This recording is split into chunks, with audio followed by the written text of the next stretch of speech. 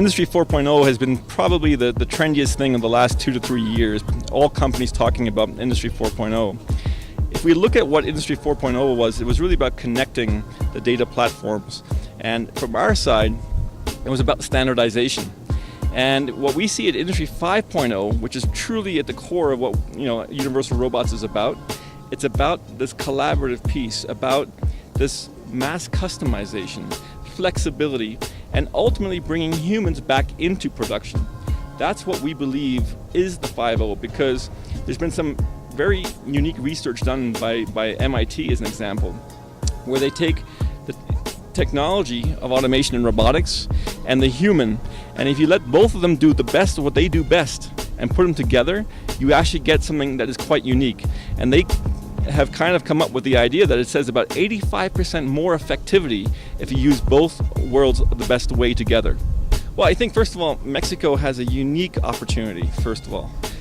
One, because of the geographic potential that it has with North America as a large market above, but also that almost every large company in the world has a subsidiary in Mexico. And then when I look at Mexico, you have a very, very large base of SMEs, companies. Maybe more than any other country in the world. That is a unique potential, because that SME base has so much power if you enable it to be able to be competitive long term as well, not just for one time or two times in the short term, but really competing globally at once. Yeah, so I mean, for us, it's globally we can see that the automotive sector was the first to really adopt robotics, so they drive a lot of that growth. But also what we notice is that every country is different. So when we look at China, it is definitely the 3C electronics industry that is really the largest one pulling the cobot technology.